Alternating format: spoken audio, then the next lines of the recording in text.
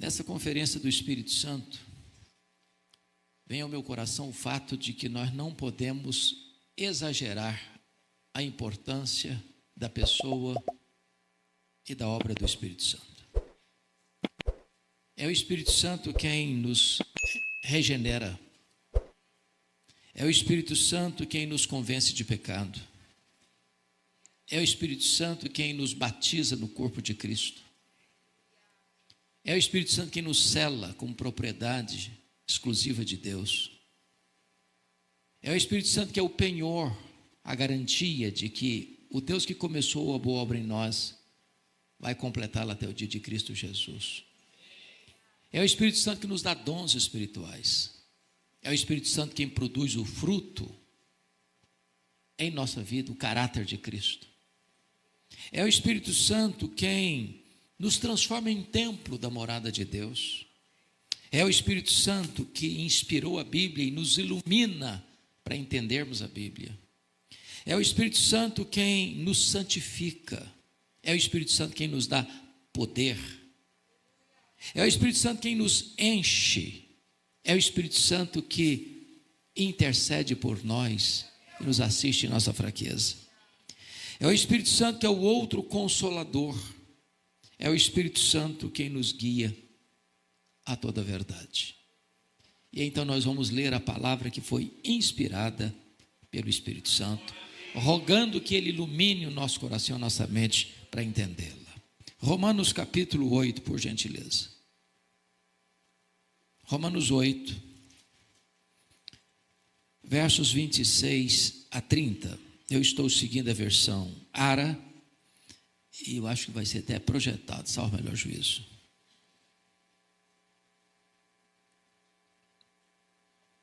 Antes de ler esse texto, todos sabem que Romanos é o grande manifesto cristão.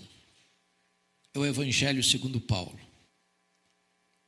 É a obra teológica mais robusta que foi escrita.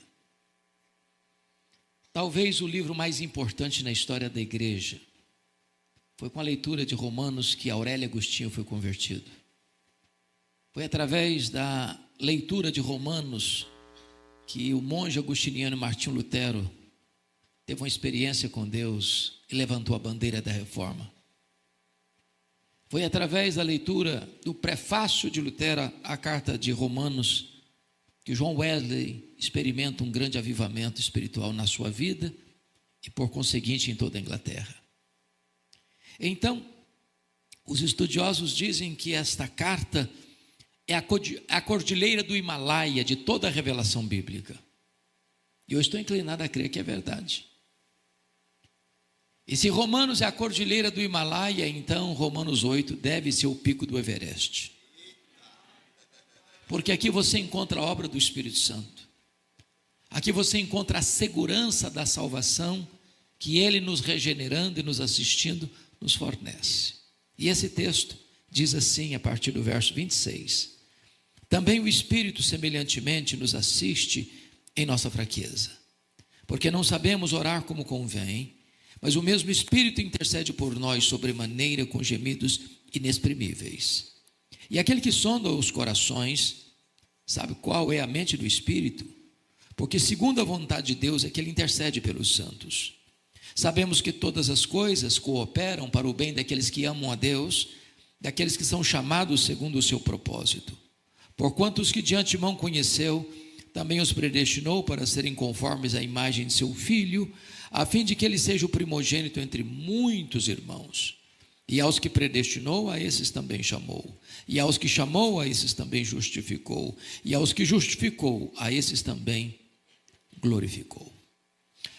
Bom, eu quero fazer uma declaração contundente, talvez até provocante. E a declaração é esta: nem todas as pessoas que planejam e desejam vencer na vida, vencem na vida. Isso é um fato. E eu queria ilustrar esse fato com a saga esportiva brasileira. Claro que eu não vou recordar vocês a goleada de 7-1. Eu vou trazer à memória esclarecida de vocês fato anterior, 1950. O Brasil hospedava, naquela ocasião, pela primeira vez, uma Copa Mundial de Futebol. A imprensa internacional apontava o Brasil como forte candidato a sagrar-se campeão do mundo. Para não frustrar a expectativa, o Brasil abre aquele campeonato no Maracanã, construído para aquela finalidade, goleando o México por 4-0. Vem para São Paulo e empata com a Suíça por 2-2. Depois ganha da então Iugoslávia por 2-0, classificando-se para a fase seguinte. Quando vai para a fase seguinte, o Brasil se torna um fenômeno, porque ele goleou a Suécia por 7-1. Vai para a semifinal e goleou a Espanha por 6-1. E no dia 16 de julho de 1950, o Brasil entra no Maracanã, com 198 mil torcedores, dependendo apenas de um empate com o Uruguai para sagrar-se campeão do mundo. No Brasil inteiro se festejava, as bandeiras eram desfraldadas, as pessoas dançavam nas praças e nas ruas, já comemorando antecipadamente a vitória. Para não frustrar, novamente, a expectativa, o Brasil entra em campo e faz 1-0 no primeiro tempo. Quase que volta para o segundo tempo com a faixa de campeão no peito. A partida começa, o Uruguai empata o jogo. Mas o Brasil ainda era o campeão do mundo. Mas antes da partida encerrar, o Uruguai fez 2-1. E o Maracanã cobriu-se de silêncio. E a nação brasileira de lágrimas. E a expectativa de vitória transformou-se em derrota amarga e fatídica. Quero dizer a vocês, entretanto, que este não é o destino dos filhos de Deus. Nós não temos apenas expectativa de vitória, nós temos garantia de vitória. Nós já somos mais do que vencedores em Cristo Jesus, nosso Senhor. O texto lido nos revela isso. E a primeira coisa que Paulo vai dizer no verso 26 é esta: também o Espírito semelhantemente nos assiste em nossa fraqueza. Notem que nós não somos mais do que vencedores porque somos fortes. Somos mais do que vencedores apesar de sermos fracos. Eu sempre gostei muito de ler. E praticamente todas as semanas eu visito alguma livraria para ver o que está saindo. E vocês muito bem sabem que os livros mais publicados no Brasil e no mundo são os livros de autoajuda. E os livros que ensinam você a ficar rico rápido. Eu acho que eu não estou lendo direito esses livros. Mas esses livros dizem para você: você é forte. Você é um gigante. Há poder nas suas palavras. Basta fazer cócegas no seu interior, levantar-se-á daí um gigante. Quando eu olho para a Bíblia, ela diz exatamente o contrário. Ela diz que nós somos fracos. Fracos, mas muito fracos. Por exemplo, nós temos fraquezas físicas. Querendo ou não, gostando ou não, o tempo vai esculpindo em nosso rosto algumas rugas indisfarçáveis. As meninas mais inteligentes do que os homens driblam isso melhor, com um bom cosmético. Às vezes acorda de manhã e é um caos. Põe um bom cosmético, vira um cosmos. Daqui a pouquinho uma cirurgia plástica ajuda e muito. Mas chega uma hora, convenhamos, que ainda que o famoso cirurgião plástico Pitangui ressuscitasse dentre os mortos, não teria mais jeito. As pernas ficam bambas, os joelhos trôpegos, as mãos descaídas, os olhos embaçados. E diz os entendidos que cada fio de cabelo branco que brota na nossa cabeça é a morte nos chamando para um duelo. Eu acho que já tem um exército acampado ao meu redor. Temos fraquezas físicas, mas nós temos fraquezas emocionais. Quantos de nós, nas noites mais escuras da alma, já não choramos e gememos, dizendo: meu Deus, eu não aguento mais. também temos fraquezas morais. Já prometemos a Deus, com lágrimas nos olhos: meu Deus, eu nunca mais vou cometer este erro. E daqui a pouco você se flagra cometendo o mesmo erro. Não é porque faltou para você sinceridade, não, faltou para você poder. Mas ainda nós temos fraquezas espirituais. Nós somos um ser ambíguo, contraditório, paradoxal. O bem que queremos, não praticamos; o mal que não queremos, esse fazemos. O que é magnífico é que, apesar da nossa fraqueza, Deus não nos escorraça, Deus não nos rejeita, Deus não nos põe na lateral da vida. O Espírito Santo nos assiste em nossa fraqueza. A ideia do texto é que a vida é um fardo tão pesado que nós não conseguimos carregar esse fardo sozinho. Tem muita gente, meus irmãos, que não aguentam mais o fardo da vida. Por isso entopem as veias de drogas. Por isso se embriagam nas mesas de botequim. Por isso flertam com a própria morte, saltando no abismo do suicídio. Mas em vez de nós sermos esmagados pelo fardo da vida, o Espírito Santo vem e toma esse fardo por nós e nos assiste em nossa fraqueza. Ele tem nos assistido, Ele tem nos fortalecido, Ele tem nos consolado, Ele tem nos renovado, Ele tem nos enchido de poder, Ele tem nos assistido de uma maneira tão extraordinária. Mas você pergunta: por que nós somos fracos? Em que consiste a nossa fraqueza? Em que poros transpira, transborda a nossa fraqueza? E Paulo responde: nós somos fracos a ponto de não sabermos orar como convém. Note que oração é um exercício espiritual. Nem isso nós sabemos fazer. E sabe por que nós não sabemos orar como convém? Porque nós nem sabemos o que é melhor para nós. Às vezes pedimos para Deus uma pedra pensando que estamos pedindo um pão. Às vezes pedimos para Deus uma cobra pensando que estamos pedindo um peixe. Às vezes pedimos para Deus um escorpião pensando que estamos pedindo um ovo. Às vezes pedimos para Deus o que vai nos destruir pensando que estamos pedindo aquilo que vai nos dar vida. Deixa-me dizer, Deus ama tanto você, Deus gosta tanto de você, Deus se importa tanto com você, que Ele não dá o que você quer. Ele dá o que você precisa. Ele dá o melhor.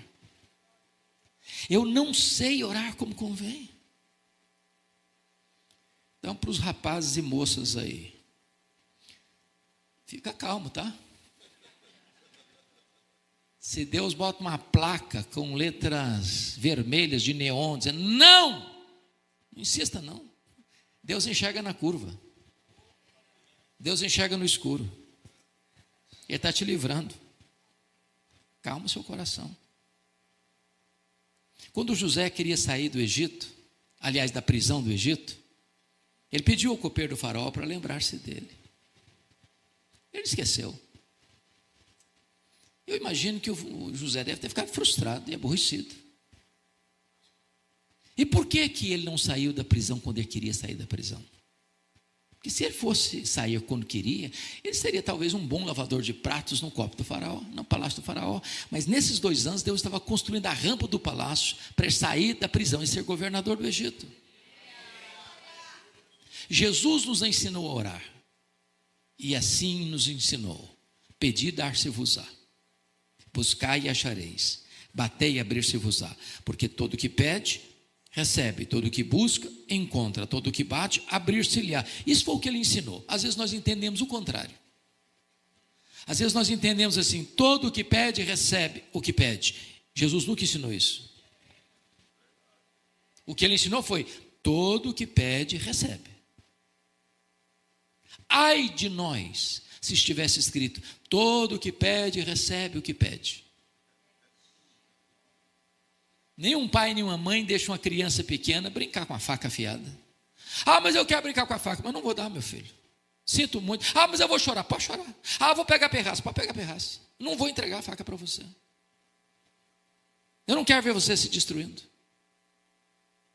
Às vezes nós pegamos pirraça, querendo que Deus diz, meu filho, eu não vou lhe dar, eu sei o que eu estou fazendo, eu tenho o melhor para você, eu vou dar o que você precisa, você não sabe orar como convém, você não sabe pedir o melhor para você, então deixe que eu tomo conta da sua vida. É o Espírito Santo que nos assiste em nossa fraqueza. Mas nota em segundo lugar, no versículo 26 ainda, quando Paulo diz assim, mas o mesmo Espírito intercede por nós sobremaneira com gemidos inexprimíveis. E eu acho isso aqui de uma riqueza e de uma profundidade exponencial. Pensem comigo. Você tem o Deus Pai, você tem o Deus Filho, você tem o Deus Espírito Santo. São três pessoas distintas, um único Deus, da mesma essência, da mesma natureza, com os mesmos atributos, realizando as mesmas obras. Então, dentro da Trindade, você tem dois intercessores. Primeiro, você tem um intercessor legal, é o nosso advogado justo. Sempre que chega uma acusação contra você lá no tribunal de Deus, a Bíblia diz, quem os condenará? Ou melhor, quem tentará acusação contra os eleitos de Deus? É Deus que os justifica.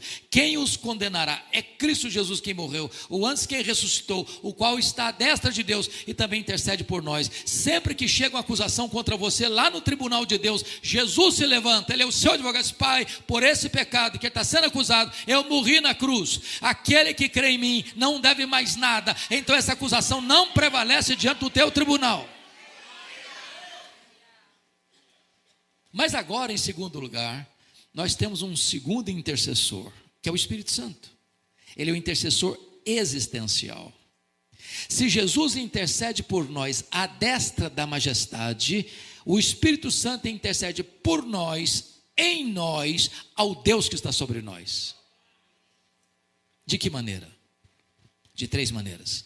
Primeiro, Ele intercede por nós com total intensidade, intercede por nós sobremaneira.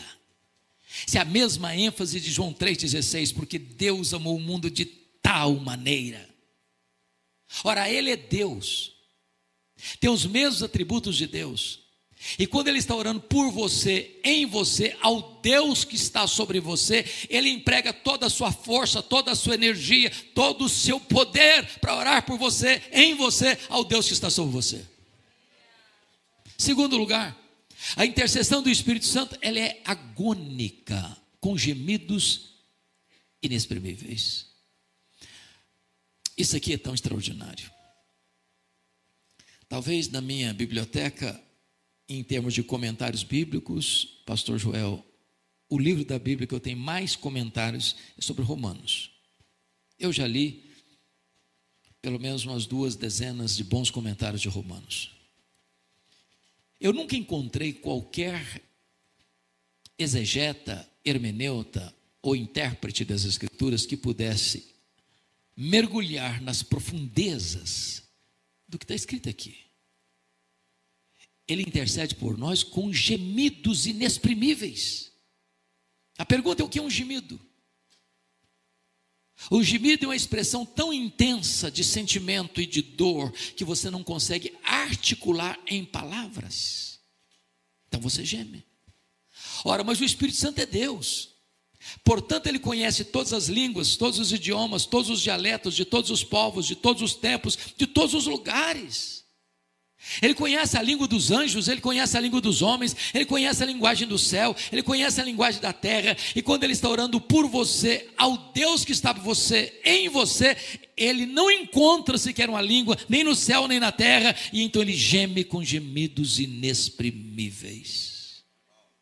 Com essa intensidade e com essa agonia. Mas em terceiro lugar, o Espírito Santo intercede por nós de maneira intensa, de maneira agônica e, em terceiro lugar, de maneira eficaz. Porque o verso 27 nos explica: Aquele que sonda os corações, sabe qual é a mente do Espírito, porque é segundo a vontade de Deus é que Ele intercede por nós. Se eu não sei orar como convém, o Espírito Santo sabe. O Espírito Santo nunca vai interceder por você, em você, ao Deus que está sobre você, na contramão da boa, agradável e perfeita vontade de Deus. Pois bem, Paulo prossegue no verso 28 e usa uma palavra extraordinária, começando o verso 28. Como é que ele começa? Sabemos. Essa palavra sabemos, ela vem de um termo da matemática, é um termo exato. Aqui não é a linguagem da conjectura hipotética, aqui é a linguagem da certeza experimental. Ele não diz sentimos, ele diz sabemos. É garantia, é segurança. E sabemos o quê? Que algumas coisas, que as melhores coisas, não. Que todas as coisas cooperam para o bem daqueles que amam a Deus. Esse versículo, irmãos, ele é tanto desesperador, quanto muito consolador. Porque às vezes nós queremos usar só nas horas boas. Todas as coisas cooperam. E quando a enfermidade chega? E quando você é despedido da empresa? E quando o luto bate à porta da sua família?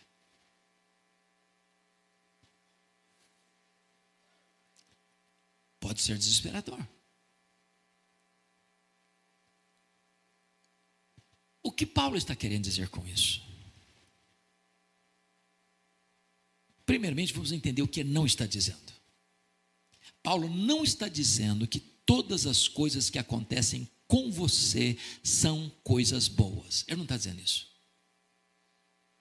Aliás, uma frase de efeito de livro. Por que coisas boas acontecem com pessoas ruins? E por que coisas ruins acontecem com pessoas boas? Eu quero dizer para você que crente enfrenta problema. Crente fica doente. Crente bate carro. Crente enfrenta acidente. Crente chorador do luto. Crente enfrenta até bala perdida na rua. Crente é sequestrado. Então coisas ruins acontecem com gente de Deus. Quem está falando isso é Paulo. Se pensa num cara que atraía a tempestade, Paulo era um deles. Por onde Paulo passava, ele enfrentava problema. Era preso aqui, era açoitado ali, batia no cara com varas acolá, enfrentava naufrágio aqui, era acusado acolá. O homem vivia uma luta tremenda e constante. Mas ele diz, sabemos que todas as coisas cooperam para o bem daqueles que amam a Deus. Segundo, Paulo não está dizendo que as coisas se encaixam por si mesmas, como o pastor brincou agora há pouco. Vou dar uma olhadinha no horóscopo para ver se o negócio está bom para o meu lado, se os astros estão a meu favor. Vou dar uma olhadinha que roupa que eu vou usar hoje para ver se o dia melhora para mim. As coisas se encaixam. Não existe esse negócio não. Não existe isso não existe coincidência, não existe azar, não existe sorte, não existe determinismo, não existe olho gordo, não existe macumba para crente. A nossa vida está nas mãos do Deus Todo-Poderoso. A sua vida está guardada, protegida por aquele que tem as rédeas da história em suas mãos. As coisas não se encaixam como que não coincidência, não. Quem está tecendo os fios da sua vida é o tapeceiro divino. Tem hora que tem coisa assim difícil, tem hora que tem cores mais fortes, tem hora que tem cores mais leves. Ao final, isso vai ser um produto maravilhoso. Terceiro, Paulo não está dizendo que todas as coisas cooperam para o bem de todas as pessoas. Quem semeia vento, colhe tempestade. Quem semeia na carne, da carne colhe corrupção. Mas se você ama Deus, Deus está trabalhando as circunstâncias da sua vida, para que ao fim tudo seja feito para o seu bem. Me permita dizer isso. Tem hora que você não consegue entender o que Deus está fazendo. É verdade. Preste atenção nisso. Se eu conseguisse entender quem é Deus plenamente e tudo que Ele está fazendo, eu seria parecido com Ele, igualzinho a Ele. Eu sou pequeno, eu sou limitado, eu sou fraco. Deus é soberano. Então deixa eu lhe dizer algo. Se você não está entendendo o que Deus está fazendo na sua vida, você pode entender quem é Deus. Ele é bom, Ele é soberano, Ele é seu Pai. Ele está trabalhando por você e não contra você. Me permita ilustrar. Quando Albert Einstein veio à América depois do sucesso da teoria da relatividade, um repórter perguntou para a esposa dele, que o acompanhava, assim: a senhora compreende a complexa teoria da relatividade pela qual o seu marido é tão famoso no mundo? Ela respondeu: não, eu não compreendo a complexa teoria da relatividade pela qual meu marido é tão famoso no mundo, mas eu compreendo o meu marido. Eu posso não saber tudo o que Deus está fazendo comigo, mas eu posso saber que Deus é bom, que Ele é meu Pai, que Ele tem o melhor para nós. Igual aquele menino que caminhava pela rua, feliz da vida, com um pacote nos braços, correndo alegre, feliz. Alguém aborda o menino: meu filho, o que está fazendo? Por que você está tão alegre assim? É por causa desse pacote? O que tem desse pacote aí? Eu não sei o que tem desse pacote aqui não. Mas por que você está tão alegre então? Porque foi meu pai que me deu. Meu pai só me dá coisa boa. Me permita ilustrar de outra maneira. Quem já leu As 5 Linguagens do Amor, de Gary Chapman? Vários aqui. Quando ele era criança, brincando aos pés da mamãe dele, a mãe estava fazendo um bordado à mão. E ele olhou o bordado de baixo para cima, pelo avesso, e não conseguiu conter. E disse: mamãe, mas que coisa horrível o senhor está fazendo. As linhas estavam soltas. A mãe compreendeu o dilema dele, pegou no colo, mostrou o bordado de cima para baixo. Tinha beleza, tinha harmonia, tinha cores. Tem hora que nós olhamos para a nossa vida como uma criança olha o bordado pelo avesso. As linhas estão soltas, as coisas não se encaixam. Mas haverá um dia em que Deus vai botar você no colo dele, vai mostrar a sua vida de cima para baixo, e então você vai compreender que sempre Deus esteve trabalhando para o seu bem. Agora, a pergunta é: que bem é esse? Que bem é esse? Será que é ser rico? Ser rico é uma bênção. É ter saúde? Ter saúde é uma bênção. É ter sucesso profissional? Ter sucesso profissional é uma bênção. É ter uma família maravilhosa? Ter uma família maravilhosa é uma bênção. Que bem é esse? Que todas as coisas cooperam para ele. A resposta está no verso 29. E no verso 29 está escrito que Deus nos predestinou para sermos conformes à imagem do seu Filho. Sabe qual é o grande projeto de Deus na sua vida? Não é você ser rico, não é você ser famoso. Isso pode até vir a reboque. O grande projeto de Deus na sua vida é fazer de você uma pessoa parecida com Jesus. Em outras palavras, o projeto de Deus não é apenas levar você para o céu. O projeto de Deus é transformar você à imagem do Rei do céu.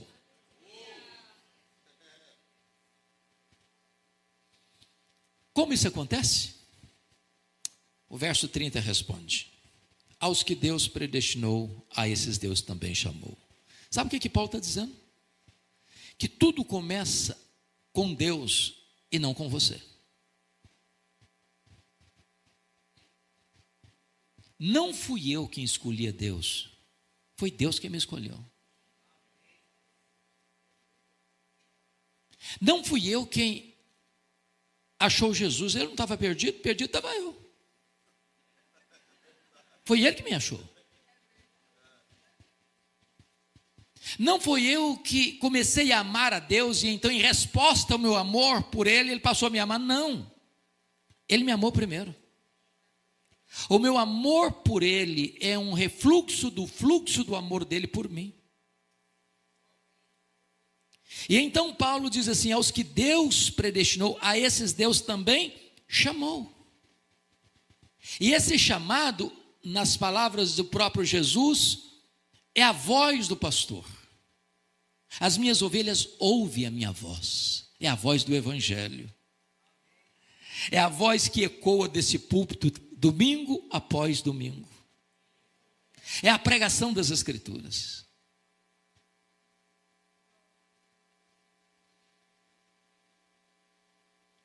Aos que Deus predestinou, a esse Deus também chamou. E vocês muito bem sabem que há dois chamados. Há um chamado externo e há um chamado interno. Irmãos, convenhamos aqui. Já passaram por esse púlpito tantos homens de Deus. Pastor Joel é um homem de Deus e ele prega aqui toda semana. Mas ele, qualquer outro que subir a esse púlpito ou em qualquer outro púlpito, nós somos rigorosamente limitados. Sabe o que significa isso? Que nós só podemos falar aos ouvidos. Só o Espírito Santo pode falar ao coração. Foi isso que João Batista disse no deserto: eu batizo com água, mas aquele que vem depois de mim é mais poderoso do que eu, ele vos batizará com o Espírito Santo e com fogo. Só ele pode fazer isso, nós não podemos. Então, há dois chamados, um externo e outro interno, um dirigido aos ouvidos, outro dirigido ao coração. Foi Jesus quem disse: muitos são chamados, poucos escolhidos. Mas se eu pudesse ouvir o testemunho de conversão de cada um aqui, nós escutaríamos histórias tão lindas, tão lindas. Quando a pessoa ouve o Evangelho, o Espírito Santo vem, tira o tampão dos ouvidos, tira a venda dos olhos, vai lá dentro, tira o coração de pedra e dá um coração de carne. E de repente aquilo que nunca tinha feito sentido para você, faz todo o sentido do mundo. De repente aquilo que você não tinha nenhum prazer, agora é o deleite da sua alma. De repente aquilo que encantava os seus olhos, agora não encanta mais. Essa voz é poderosa. Permita ilustrar de novo. Eu estava no meu gabinete pastoral há muitos anos, lá em Vitória. Na segunda-feira chega um cidadão, bate a porta do gabinete e disse: eu posso falar com o senhor? Eu falei: claro que pode. Ele me disse: eu estive aqui no culto à noite, ontem à noite, no culto da igreja. Eu falei: mas que bom, o senhor é muito bem-vindo aqui. Ele me respondeu: mas eu não vim participar do culto, não. Eu falei: como assim? Não, eu não vim participar do culto. Eu falei: mas o senhor veio fazer o quê? Ele me respondeu: eu vim roubar um carro. Eu era um traficante. E eu estava lá na rua, o carro estacionado em frente, olhando que carro seria mais fácil eu levar. Quando eu escutei uma música que brotou do templo. E do jeito que eu estava, com meu revólver 38 na cintura, eu entrei. E quando eu entrei, a palavra de Deus foi tão poderosa no meu coração, que as escamas caíram. E eu saí daqui ontem chorando, e cheguei em casa chorando, e minha mulher me perguntou: o que aconteceu com você, Ricardo? Alguém te machucou? Alguém te feriu? Eu respondi para ela: não, mulher, aquele homem que você conhecia não existe mais. Jesus mudou a minha vida.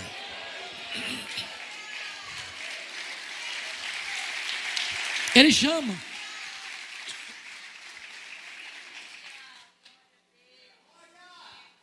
Chama na rua. Chama no hospital, chama numa cama de CTI, chama num campo de futebol, chama no bar da esquina.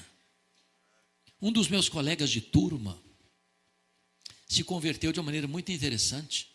Ele estava vindo de um baile de madrugada, bêbado. Viu um folheto rasgado, sujo, amarrotado no chão, cheio de poeira. Ele pegou o folheto. Ainda tinha lucidez para ler. E leu o folheto amarrotado, se converteu de madrugada, sozinho no meio da rua, voltando para casa bêbado. Pastor, pregador do Evangelho. Então a voz de Deus é poderosa, o que Deus predestinou, a esse Deus também chamou. E prossegue Paulo, e aos que Deus chamou, a esses Deus também justificou. Meus irmãos, aqui está o coração da Bíblia. Eu quero encorajar você em nome de Jesus. Obrigado, Carisma. Estudem, compreendam o que a Bíblia ensina sobre justificação. Irmãos, isso é a essência da Bíblia. Justificação é um ato legal de Deus, não é um processo, como a santificação, é um ato, acontece uma única vez, nunca mais se repete. Não acontece dentro de você, não acontece lá no tribunal de Deus. A justificação não tem graus, significa uma pessoa que acabou de ser regenerada agora está tão justificada quanto um crente de 50 anos de vida piedosa. Então vamos compreender um pouquinho o que é isso. A Bíblia diz que todos pecaram e destituídos estão da glória de Deus. Quantos pecaram? Todos. Quantos estão destituídos da glória de Deus? Todos.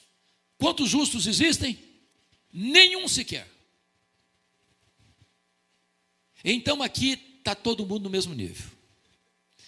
Agora, a Bíblia diz que nós pecamos por palavras e vamos dar conta no dia do juízo por todas as palavras frívolas que proferimos. Preste atenção. Você lembra de todas? Só fazer um checklist. Já falou mal dos outros?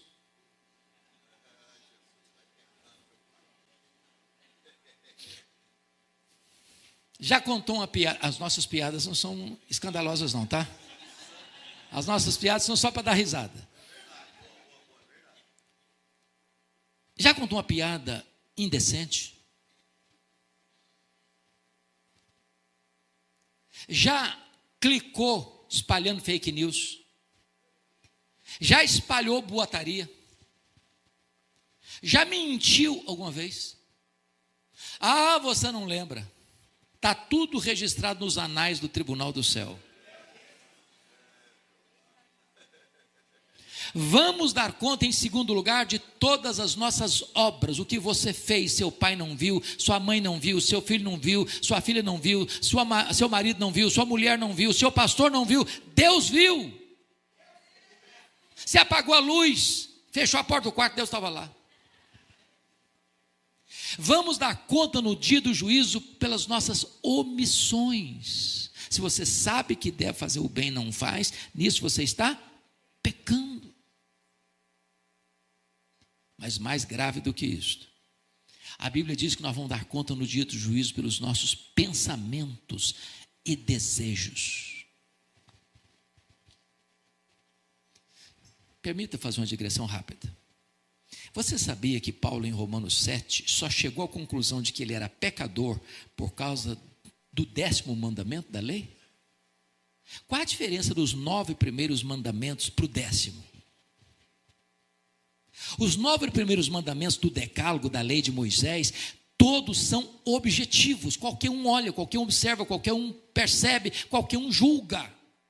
Não terás outros deuses, não farás imagem de escultura, não tomarás o nome do Senhor teu Deus em vão, guarda o dia do Senhor, honra teu pai e tua mãe, não matarás, não adulterarás, não furtarás, não dirás falso testemunho. Qualquer pessoa pode olhar, legislar e julgar. Mas o 10º mandamento é: não cobiçarás. Isso é foro íntimo, isso é subjetivo, isso só Deus vê, só o tribunal de Deus tem competência de julgar e julga. Agora, preste atenção. Os entendidos da área, e aqui tem alguns, inclusive o meu amigo Felipe, os psicólogos dizem que passam pela nossa cabeça em torno de 10 mil pensamentos por dia. Tem dia que passa até um pouco mais. Quantos desses pensamentos você teria vergonha de contar para o seu amigo mais próximo? Pense comigo se nesse telão aqui fossem colocados o que nós pensamos a semana passada. Botaria todos nós de cara no chão. Bom, eu acho que a essas alturas, pastor Joel, tem alguém dizendo assim: eu não vim aqui hoje para escutar uma coisa mais light, eu não estou gostando desse negócio.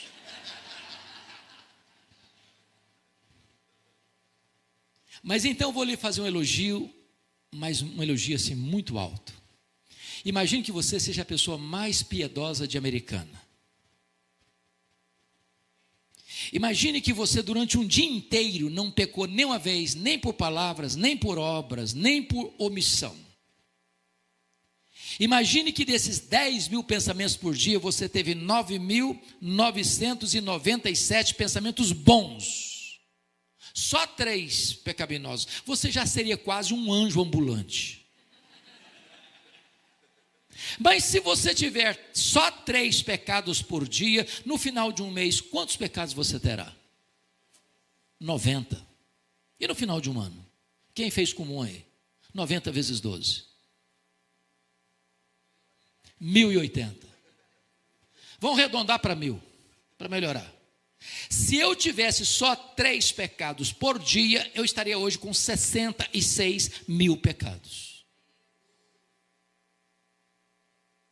Agora, pense comigo, um réu vai a júri popular, e o advogado de acusação e o promotor provam pelos autos do processo que aquele réu cometeu 66.000 violações da lei. Qual é a condição desse réu? Vai ser condenado. Bom, mas os tribunais aqui da terra, você compra juiz, você suborna testemunha, você compra sentença, o justo sai como inocente, o culpado sai como inocente. Mas eu pergunto a você, lá vai ser o reto juiz, Jesus, juiz de vivos e de mortos. Você acha que alguém vai chegar para ele e falar: dá um jeitinho para mim aqui que eu molho a tua mão, Jesus? A Bíblia diz que a alma que pecar, essa morrerá, e Deus não terá o culpado por inocente. Mas deixa eu dizer agora uma coisa complicada para você. Você não precisa ter 66.000 pecados para não entrar no céu, não. Se você tiver um único pecado, você não pode entrar no céu. Vou dizer algo mais chocante. Só gente perfeita entra no céu. Sabia disso? Porque está escrito na Bíblia que nada contaminado vai entrar no céu. Se entrar um pecado no céu, o céu não é mais céu. Aí você está chegando a uma conclusão terrível. Se é desse jeito, então eu estou frito. Parabéns, é isso mesmo. É isso mesmo. O que significa isso? Significa que você nunca, jamais pode salvar a você mesmo.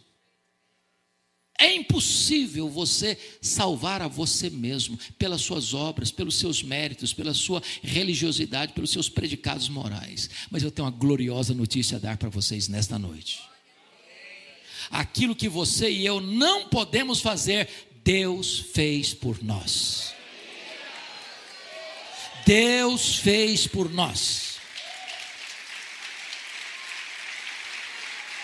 Ele enviou o seu filho, o seu único filho, como nosso fiador, como nosso representante, como nosso substituto.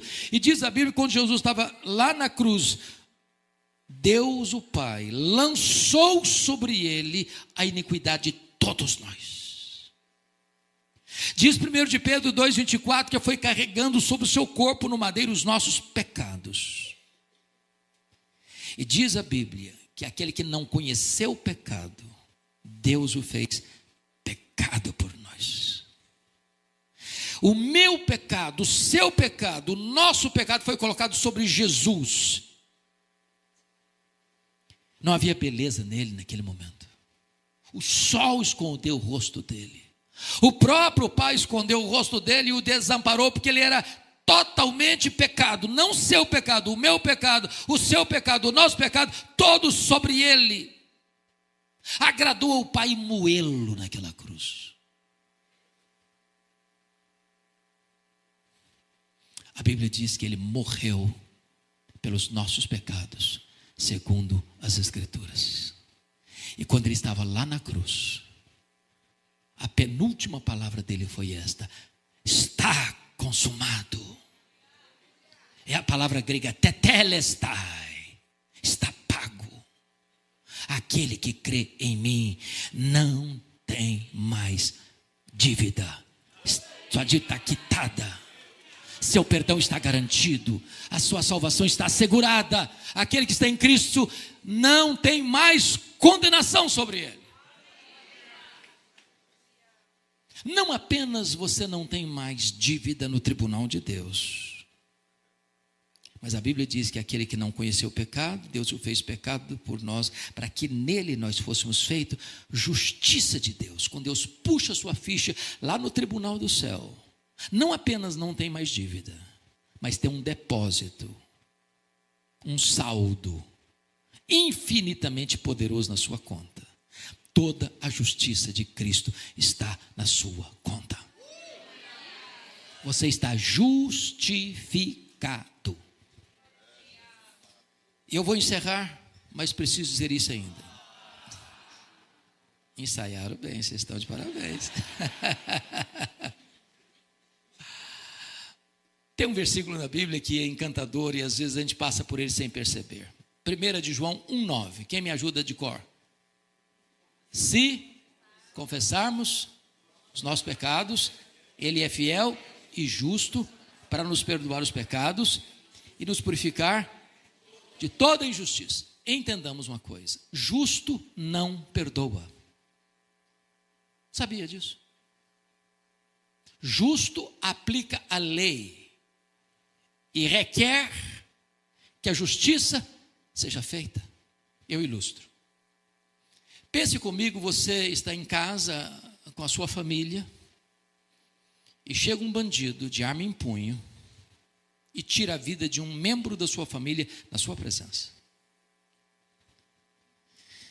A polícia é acionada e apanha o criminoso, leva para a cadeia, ele vai a júri, 7-0 para condenação, 30 anos de cadeia.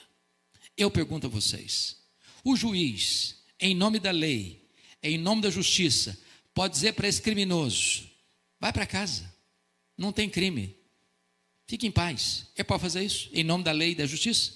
Resposta: não. Qual o papel do juiz? Aplicar a lei, exercer a justiça. Por que esse versículo não está escrito assim: Deus é fiel e misericordioso para perdoar os pecados, mas Deus é fiel e justo? Como assim? Como assim? Por que Deus é fiel e justo para perdoar?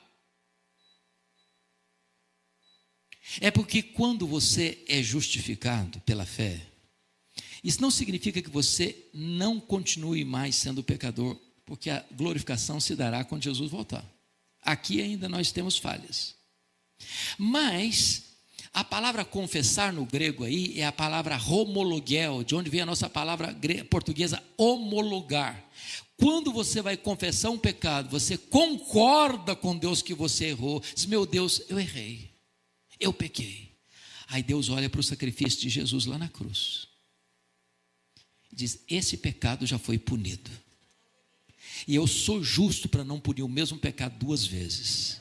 Então, porque eu sou justo, já puni no meu filho, eu não puno em você, eu perdoo você por causa da justiça do meu filho aplicada à sua vida.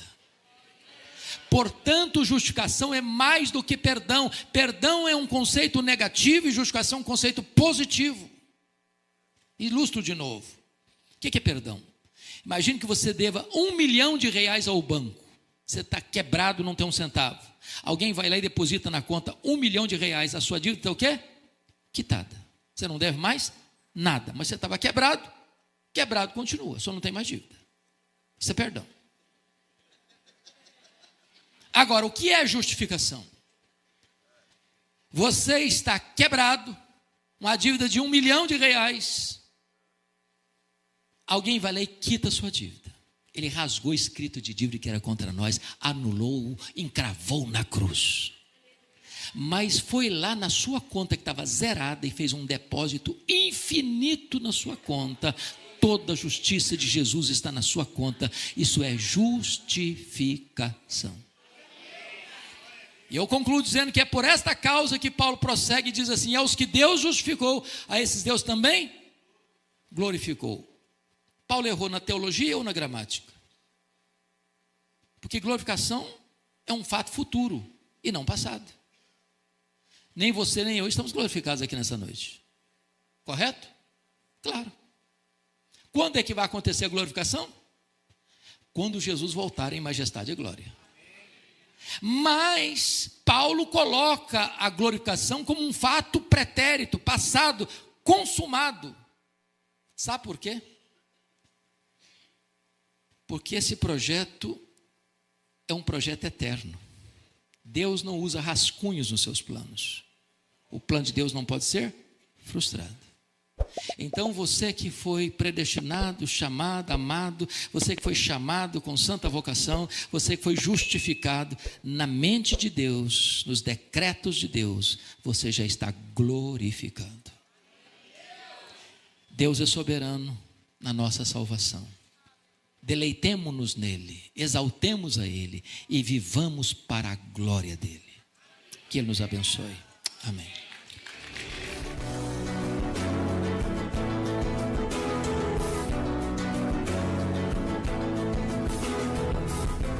Palavra da Verdade, com Hernandes Dias Lopes. Palavra da Verdade, com Hernandes Dias Lopes. Salmo 73. Abra sua Bíblia comigo, nesse Salmo de Asaf. Salmo 73.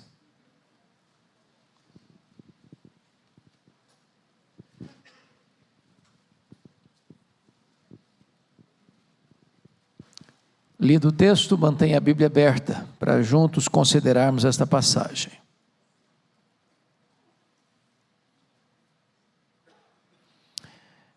Está escrito o seguinte: com efeito, Deus é bom para com Israel, para com os de coração limpo. Quanto a mim, porém, quase me resvalaram os pés. Pouco faltou para que se desviassem os meus passos, pois eu invejava os arrogantes ao ver a prosperidade dos perversos. Para eles não há preocupações, o seu corpo é sadio e nédio. Não partilham das canseiras dos mortais, nem são afligidos como os outros homens. Daí a soberba que os cinge como um colar, e a violência que os envolve como um manto. Os olhos saltam-lhes da gordura, do coração brotam-lhes fantasias. Motejam e falam maliciosamente, da opressão falam com altivez. Contra os céus desandam a boca, e a sua língua percorre a terra. Por isso, o seu povo se volta para eles, e os tem por fonte de que bebe a largos sorvos. E diz: como sabe Deus? Acaso há conhecimento no Altíssimo? Eis que são estes os ímpios, e sempre tranquilos aumentam suas riquezas. Com efeito, inutilmente conservei puro o coração e lavei as mãos na inocência, pois de contínuo sou afligido e cada manhã castigado. Se eu pensar em falar tais palavras, já aí teria traído a geração de teus filhos. Em só refletir para compreender isso, achei muito pesada a tarefa para mim.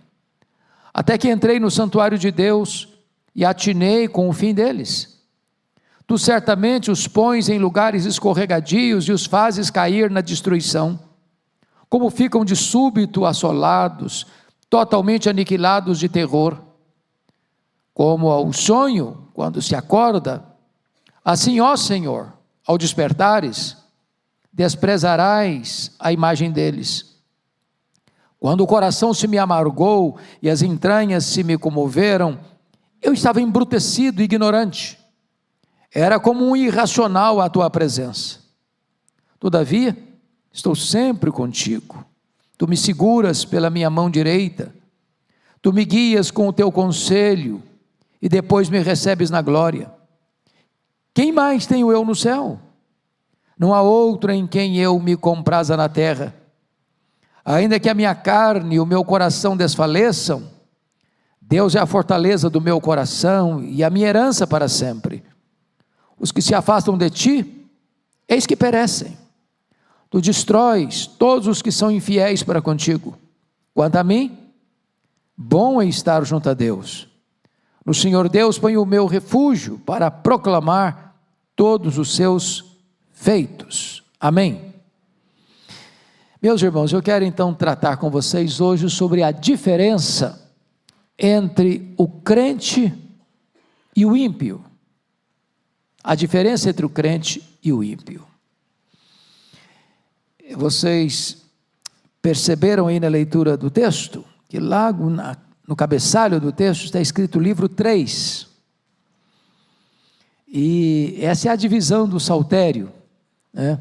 O saltério, 150 poemas, escritos num período de 1000 anos aproximadamente, foram reunidos, organizados depois do cativeiro babilônico e agrupados em 5 livros, 1 ao 41, 42 ao 72, 73 ao 89, 90 ao 106 e 107 ao 150.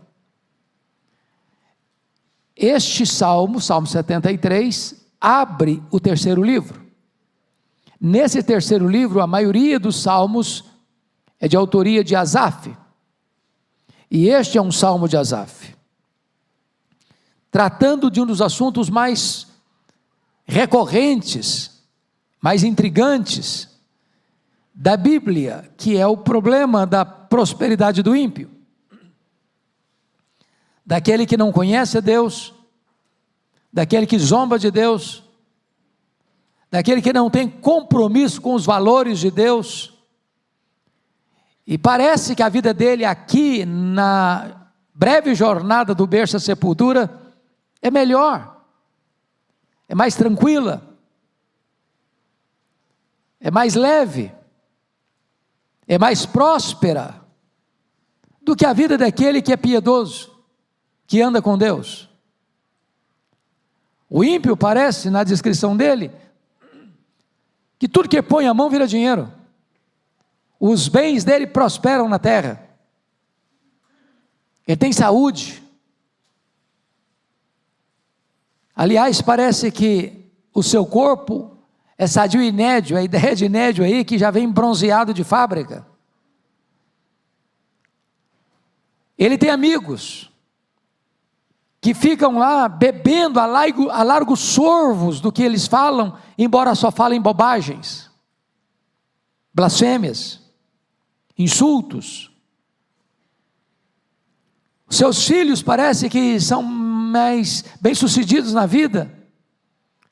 E então Asaf vai dizer para nós que de repente ele está na janela da tentação, olhando para os ímpios e olhando para si. Diz: puxa vida, a vida dele é melhor que a minha. Olha lá, eu não tenho os meus problemas. Ele não fica desesperado para pagar a conta no final do mês. Ele paga plano de saúde, mas nem ao médico precisa ir, porque a saúde dele é perfeita.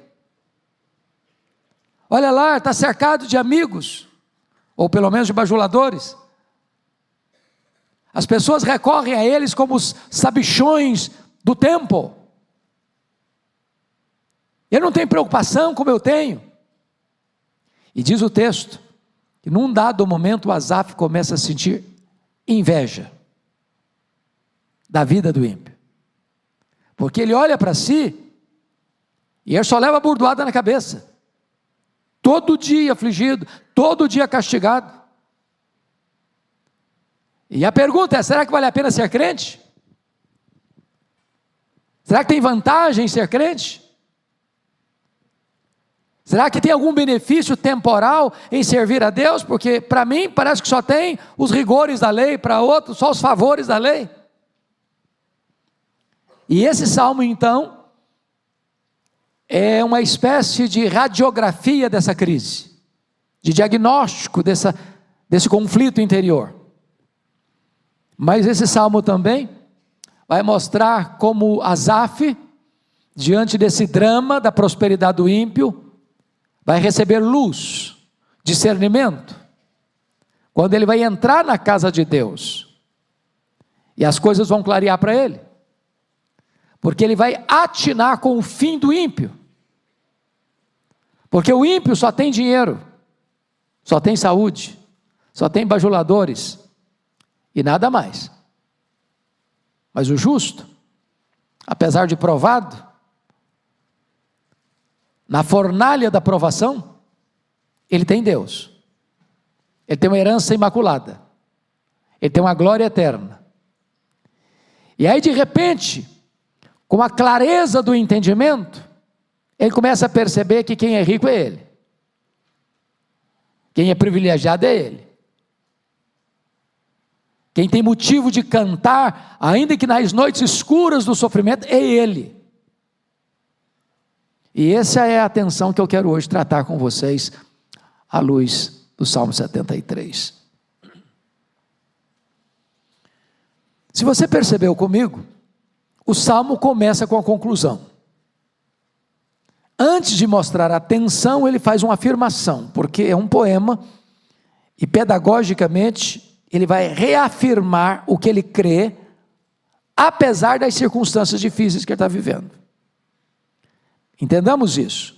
A nossa fé não é abalada pelas circunstâncias. Nós podemos passar por problemas seríssimos, gravíssimos, mas isso não mexe com a nossa estrutura de fé. Lembra do Jó? Que perdeu seus bens, enterrou seus filhos, virou uma carcaça humana, uma chaga viva, perdeu o apoio da esposa, foi acusado pelos amigos, mas ele diz, ainda que o Senhor me mate, eu confiarei nele. Uma coisa eu sei, é que o meu Redentor vive. Agora eu sei que tudo podes. Ou seja, a nossa fé não balança, porque a nossa vida circunstancialmente oscila entre a saúde e a doença, entre a riqueza e a pobreza, entre períodos de paz e dias de tempestade. O que ele vai afirmar no verso 1? Com efeito, Deus é bom para com Israel, para com os de coração limpo. Isso aqui é cláusula pétrea. Isso aqui, nas palavras de um ex-ministro de Estado, é imexível. Não dá para mudar. Deus é bom. Está chovendo ou está fazendo sol? Deus é bom. Está com saúde ou está doente? Deus é bom. Vem prosperidade ou adversidade? Deus é bom. Meus irmãos, as colunas da fé, a nossa verdade, não pode ser abalada pelas circunstâncias que porventura sobrevenham sobre a nossa vida. Bom, dito isto, então vamos agora à exposição do Salmo. Eu quero dividir esse Salmo em 2 pontos apenas. Em primeiro lugar, o crente na janela da tentação, e em segundo lugar, o crente na casa de Deus. Onde você vai ficar? Na janela da tentação ou na casa de Deus? O que vai acontecer quando o crente está na janela da tentação? Primeiro, veja comigo, ele invejou as pessoas pelo que elas possuíam, sem olhar a princípio para o que elas eram na presença ou diante de Deus. Veja o verso 2 e 3 comigo. Vamos juntos ler? Quanto a mim, porém, quase me resvalaram os pés. Pouco faltou para que se desviasse os meus passos. Pois eu invejava os arrogantes ao ver a prosperidade dos perversos. O que ele está confessando? Quase me resvalaram os pés. E por que ele estava pisando num terreno escorregadio, numa casca de banana? Ele responde, pois eu invejava os arrogantes ao ver a prosperidade dos perversos. De vez em quando você pergunta isso. Oh Deus, eu não estou entendendo. sou crente, sou dizimista, sou fiel, eu ando com o Senhor, eu temo o teu nome, os meus negócios ficam como que meio amarrados. Meu vizinho aqui, ó, não é crente, aliás, ele é ateu, aliás, ele fala cada bobagem, cada maluquice, ele acerta todas, ele bota a mão, o negócio vira dinheiro, deslancha. Por que, Senhor? Porque eu tenho que gemer para pagar as contas no final do mês? Para pagar a escola dos filhos, para pagar plano de saúde? Para entrar num apartamento com 30 anos para pagar? Com 20 anos para pagar? E eu fico ali contando os centavos para fechar a conta no final do mês? E o meu vizinho aqui, numa canetada, ele acerta a vida. Na tacada só resolve a vida dele. Ele está olhando esse cenário. E diz, quase me resvalaram os pés, porque eu invejei esse cara. Não é possível, esse cara tem uma vida melhor que a minha. Eu estou andando de ônibus, de metrô, de lotação, e o cara vai de carro importado. Aliás, carro importado não, sou carro blindado também. E eu estou exposto aí aos riscos. Mas o que é que ele não percebeu a princípio? O que é esse ímpio diante de Deus? Olha o verso 13, o que é que ele chegou a pensar? Você pode ler o 13 comigo? Com efeito, inutilmente conservei puro o coração, lavei as mãos na inocência. Aqui está o perigo. Falei, Deus, não está valendo a pena. Eu acho que eu vou começar a transigir também. Porque esse cara aí não tem esse problema de consciência, não vou fazer esse negócio não, porque isso aqui é contra o meu princípio, eu sou crente, se eu transigir com isso aqui vai ficar feio, o nome de Cristo vai ficar aí maculado por causa do meu mau testemunho. O ímpio não tem essa preocupação, ele não está perguntando isso, ele é regido pelo pragmatismo, não quer saber se é certo, quer saber se dá certo, eu não quero saber se é verdade, quero saber se funciona. Eu não quero saber se isso aí vai trazer algum transtorno para a fé, eu quero saber se eu vou ter proveito. Eu não preciso ser um político honesto, eu vendo meu voto lá para apoiar uma proposta lá e levo uma grana. Eu não preciso ser um empresário honesto, eu faço um negócio aqui nos bastidores e vou ter lucro. Eu não preciso ser íntegro nas minhas decisões.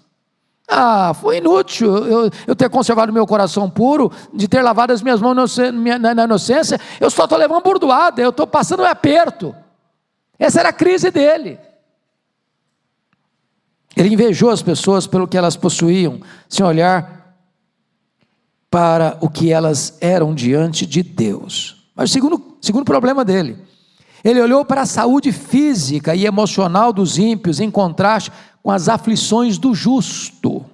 Olha os versos 4 e 5 comigo. Vamos ler juntos?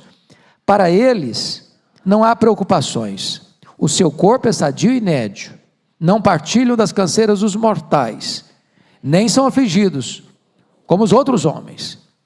Vejam vocês que têm saúde física, o corpo é sadio, tem beleza física, seu corpo é nédio no sentido de parece estar bronzeado, o cara vai para o spa, o cara ele contrata um personal training para ele vai para um nutrólogo e vai tomar só a comidinha certinha, na hora certinha, tudo para ele, um negócio assim bem arranjadinho, bem controladinho, não tem problema. Mas mais que é isso, ele tem saúde emocional, não tem preocupação, ele não está preocupado se vai vencer a prestação. Aliás, nem prestação ele tem dinheiro entrando na conta dele. Não partilha das canseiras dos mortais, o cara pode acordar o que ele quiser, é para dormir à tarde, ele não tem que cumprir horário. E mais, não são afligidos como os outros homens, não tem aperto não. Então ele está olhando essa cena toda e comparando com ele. Olha o versículo 14, olha o contraste aí. Pois de contínuo sou afligido e a cada manhã castigado. de contínuo, cada manhã. Parece que ele acorda com o pé esquerdo, bota o pé, é problema, hoje tem problema, amanhã tem mais problema, amanhã, aí a tempestade aumenta um pouco mais. Eu falei, não dá. Tem uma desigualdade aí. O ímpio está levando vantagem, está ganhando de goleada de mim. Eu acho que essa crise era só do Esaú, essa crise é nossa também.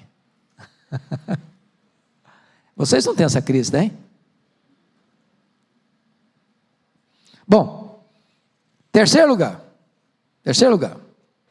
ele olhou para a carnalidade dos ímpios, em contraste com a pureza dos justos. Olha aí o versículo 6 a 10, vamos lá, vamos ler juntos, 6 a 10, daí a soberba que os atinge como um colar, e a violência que os envolve como um manto, os olhos saltam-lhes da gordura, do coração brotam-lhes fantasias, motejam e falam maliciosamente, da opressão falam com altivez, contra os céus desandam a boca, a sua língua percorre a terra, por isso seu povo se volta para eles, e os tem por fonte de que bebe a largos sorvos.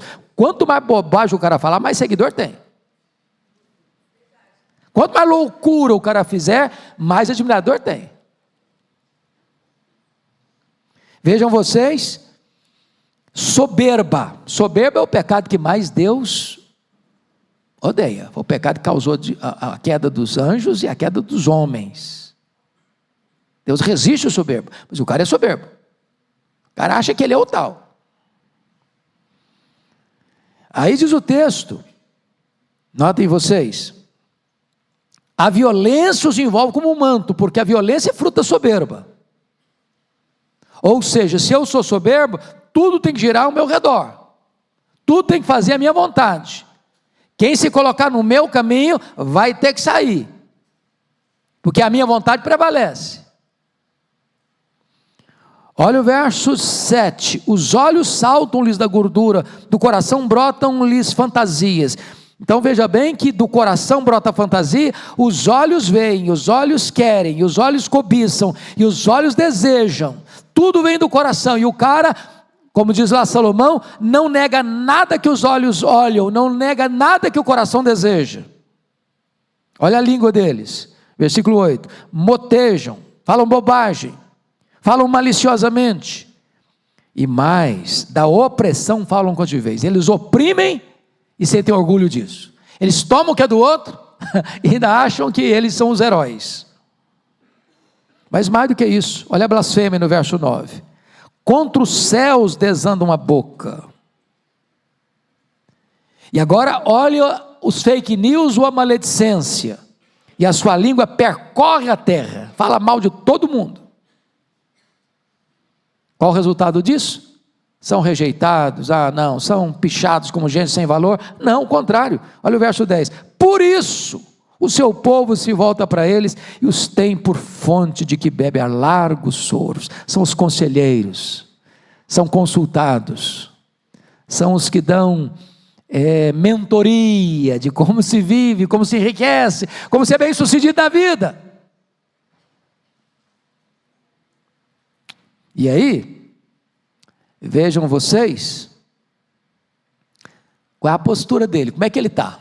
Versículo 13 de novo, com efeito inutilmente conservei puro o coração e levei as mãos na inocência. Olha Deus, eu estou aqui crente, piedoso, levando uma vida santa e tal, eu evito erro, eu evito pecado, mas eu estou levando tinta, estou levando burdoada na cabeça, estou sendo afligido.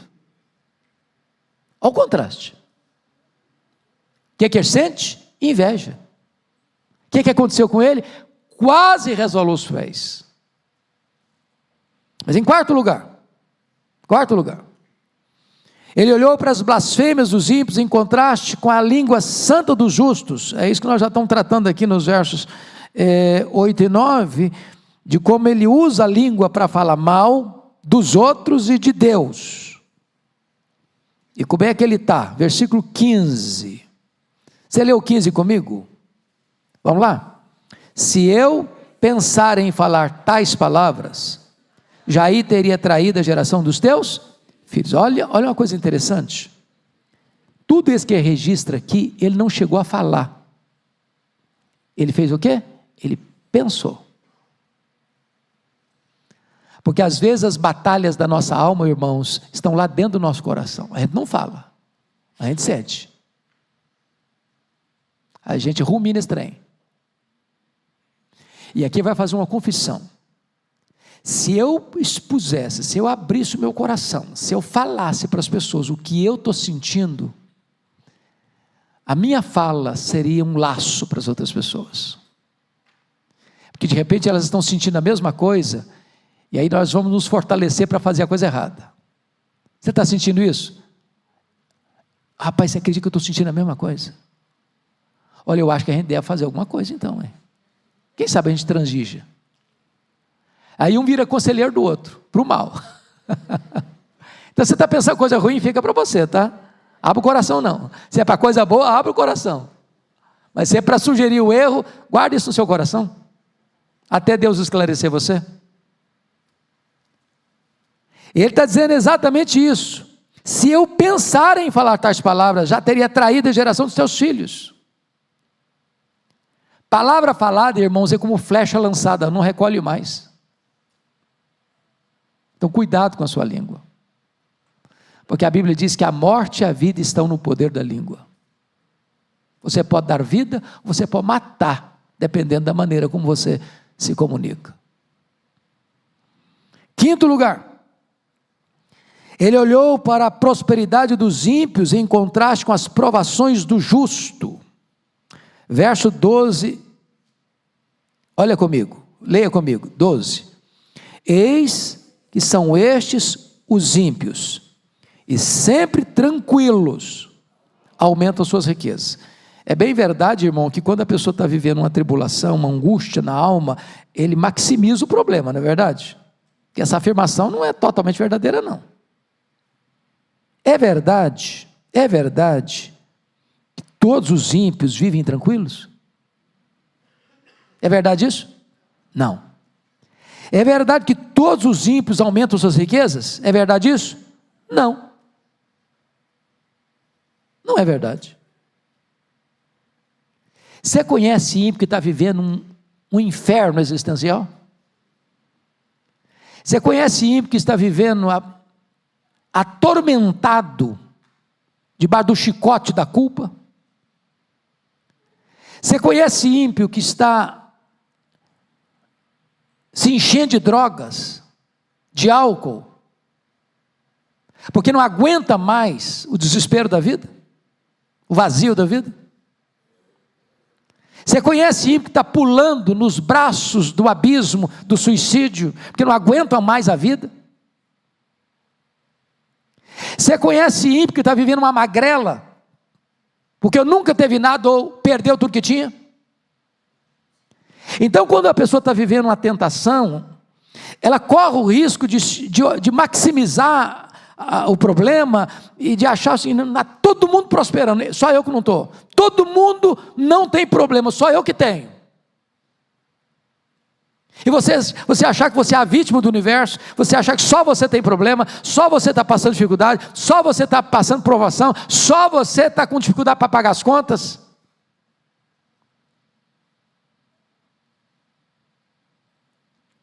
Ele faz uma leitura distorcida do problema. Olha o verso 14. Vamos ler juntos? Pois de contínuo sou afligido, cada manhã castigado. Será que isso é verdade também? Será que é verdade também? Bom, estou falando para um grupo de irmãos e irmãs, de gente crente. Você tem luta na sua vida? Tem. Mas você tem bênção na sua vida? Tem. Tem dia que você está feliz? Está mesmo. Tem dia que você está celebrando? Está mesmo. Com problema, sem problema, você está celebrando. Você é crente. O problema é que a provação, a tentação, pode levar você a olhar a vida do outro como um mar de rosas e olhar para a sua vida como um mar de tempestade. Tem um livro que eu gosto muito, e tem a ver com a família, com vida conjugal, é O Mito da Grama Mais Verde. Alan Peterson. E ele diz que o mito da grama mais verde é o seguinte: a gente sempre pensa que a vida do outro é melhor que a nossa, a casa do outro é mais bonita que a nossa, os filhos do outro são mais educados que os nossos, o cônjuge do outro é mais atraente que o nosso. E a gente acha que do lado de lá do muro a grama está verde. Foi isso que aconteceu com Adão e Eva. De repente o jardim do Éden virou uma coisinha insignificante, uma prisão de privação de direitos maiores que eles eram dignos, que mereciam coisa melhor. De repente o jardim já não satisfaz mais, querem mais. É o problema do filho pródigo, a casa do pai, a mesa do pai, já não tem sabor mais, já não tem espaço mais, já não tem prazer mais, porque a vida deve estar pulsando lá fora, no país distante. É a tentação. O outro parece que tem todos os favores, eu parece que só tenho os problemas. Mas a visão está distorcida, a leitura está errada. O que ele está olhando nesse mapa da tentação, ou na janela da tentação, é que havia coroas para os réprobos e cruzes para os eleitos. Os ímpios estavam cantando e ele chorando. Os ímpios tinham descanso, ele tinha perturbação. Os ímpios tinham tranquilidade, sossego e paz, e ele só tormento. A leitura está embaçada. Esse é o problema da tentação. Esse é o problema da janela da tentação. Mas aí vamos ver o segundo ponto do Salmo agora. Então, vamos tirar o crente da janela da tentação e vamos levar o crente para onde agora? Para a casa de Deus. Onde tem discernimento, onde tem luz, onde a visão está clara, onde não tem confusão mental, ou não tem nevoeiro na mente. Então vamos ver o que vai acontecer. O crente na casa de Deus. Primeiro, ele deixou de lado o egoísmo idolátrico para olhar para a vida com os olhos de Deus. Vamos ler juntos o verso 15 e 16. Por favor, vamos juntos. Se eu pensara em falar tais palavras, já aí teria traído a geração de teus filhos. Em só refletir para compreender isso, achei muito pesada tarefa para mim. Vejam vocês que o problema dele está no nível mental, antes de estar no nível moral. Ele está pensando, ele está refletindo. E o que ele está refletindo? Ele está refletindo que há coisas que às vezes estão aqui dentro, sendo remoídas, mexidas, recicladas, que não devem ser ditas, para não ser laço, causa de tropeço para outras pessoas. Tem palavras que, se nós as proferirmos, elas vão ser uma casca de banana no caminho de muita gente.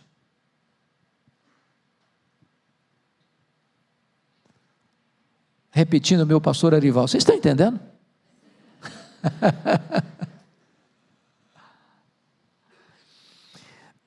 Notem vocês, no verso 17, em só refletir para compreender isso, porque tem hora que é preciso refletir para compreender. O crente, irmãos, não aposenta a sua cabeça, não aposenta a sua inteligência, não aposenta a sua razão. Cristianismo é racional. Nas palavras de John Stott, crer é também pensar. É preciso refletir mesmo. Quando a crise chega, quando a dúvida chega, quando a tentação bate a porta, é preciso parar e refletir. Quem eu sou? Quem é o meu Deus?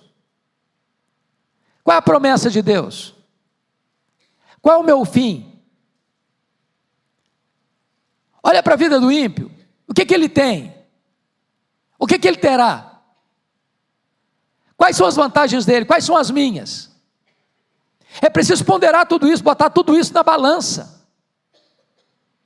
E então o que acontece? Ele deixa esse egoísmo idolátrico, esse vitimismo dele, essa autopiedade dele, ficar acariciando a sua ferida, para começar a refletir. Porque se ficar só no campo emocional, a gente começa a ter dó da gente mesmo. Coitadinho de mim, ai, tadinho de mim, eu sou a vítima do universo, Deus não gosta de mim, olha o que eu estou passando, olha a luta que eu estou vivendo, olha a prova que eu estou enfrentando, olha o vale que eu estou descendo, olha o chicote nas minhas costas, olha a burdoada na minha cabeça, olha a luta que eu estou vivendo, olha aí o meu vizinho, ó, não é crente não, olha aí, ele não está passando esse problema não. Eu começo a me vitimizar, eu começo a ter autocompaixão. Mas em segundo lugar, ele entrou na casa de Deus para olhar para a vida como Deus a vê. Veja os versos 17 a 20 comigo, vamos juntos ler esse texto, 17 a 20, por favor, vamos juntos. Até que entrei no santuário de Deus, e atinei com o fim deles. Tu certamente os pões em lugares escorregadios, e os fazes cair na destruição, como ficam de súbito assolados, totalmente aniquilados de terror, como ao sonho, quando se acorda, assim, ó Senhor, ao despertares, desprezarás a imagem deles. O que está acontecendo aqui? O Asaf deixou de ser um juiz de Deus, para ser um adorador.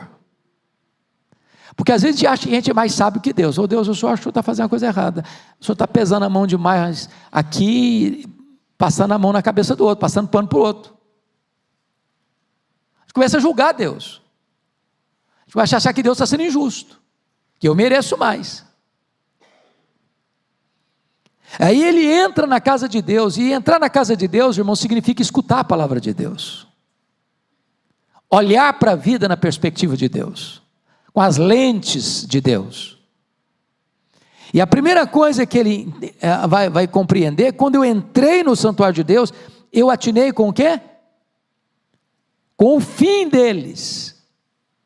Agora eles estão na boa, agora eles estão no alto, agora eles estão no topo da pirâmide, agora eles estão sendo aplaudidos, agora eles estão se enriquecendo, agora eles estão blasfemando, agora eles são os tais. Mas quando eu paro para imaginar, como é que vai ser o fim deles? E o fim deles? E quando chegar a hora do julgamento? E quando Deus for acertar a conta com eles? E quando Deus os chamar à sua presença? E quando eles forem pesados na balança de Deus? E aí a coisa começou a clarear para ele. Então notem comigo o verso 18. Tu certamente, olha a convicção, tu certamente, não é talvez não, tu certamente os pões em lugares escorregadios e os fazes cair na destruição. O que está dizendo?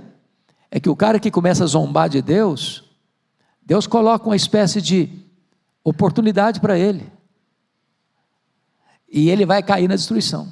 Ele acha que está levando vantagem, e aí é a sua destruição. Não diz lá Tiago, que a riqueza mal adquirida vai ser combustível do fogo que vai destruir a pessoa?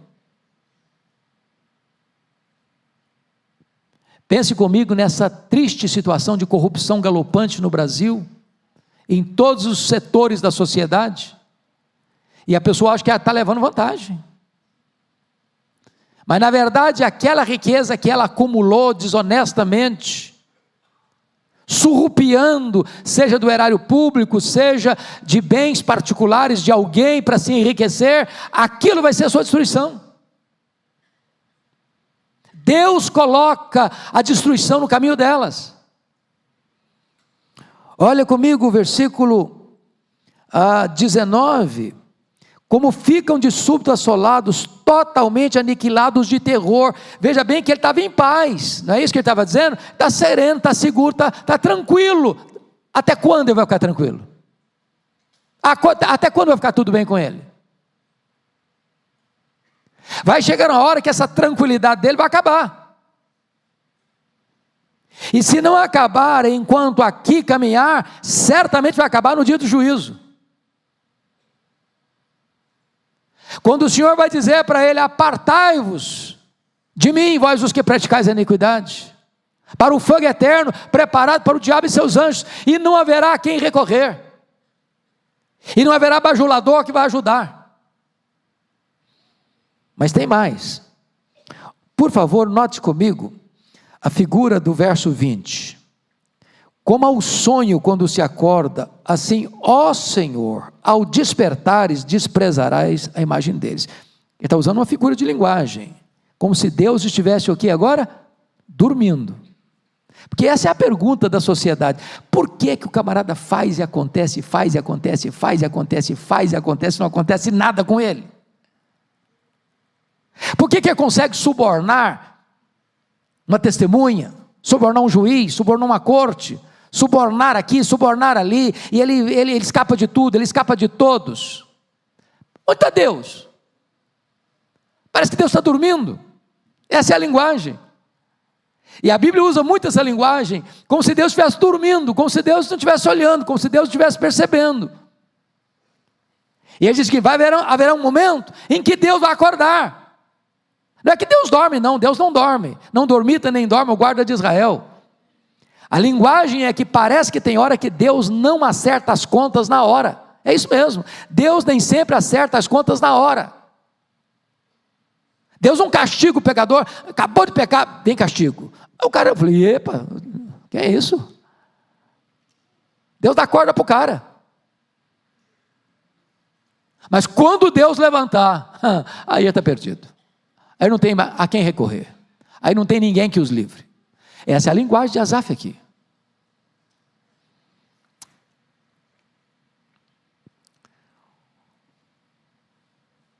Terceiro lugar, ele olha para ele mesmo com honestidade. Agora ele vai fazer uma autoanálise. Até agora ele estava fazendo muito mais análise do outro que dele mesmo. A análise que ele fazia dele mesmo era análise de autopiedade. Coitadinho. Comiseração. De vitimismo. Agora vamos ver a leitura honesta que ele faz dele mesmo, versos 21 e 22. Vamos juntos. Todos nós, vamos juntos. Quando o coração se me amargou e as entranhas se me comoveram, eu estava embrutecido e ignorante. Era como um irracional à tua presença. Vejam vocês, meus amados, que no verso 13 e 14, qual era o diagnóstico que ele tinha feito dele mesmo? Antes de entrar na casa de Deus. Com efeito, inutilmente conservei puro o coração, lavei as mãos na inocência, pois de contínuo sou afligido e a cada manhã castigado. Ou seja, ele se achava o quê? Uma vítima. Deus estava sendo justo com ele. Agora que ele entrou na casa de Deus, e agora que as coisas clarearam para ele, o que ele achou dele mesmo? Estava sendo um asnático. Estava agindo como um asno, como um animal racional. Eu não estava entendendo as coisas. Agora reconhece que o problema era ele, estava nele. Que estava fazendo uma leitura errada, irracional. Ele estava olhando para ele mesmo, sentindo uma vítima. Ele estava olhando para o ímpio e dizendo: esse cara é o cara.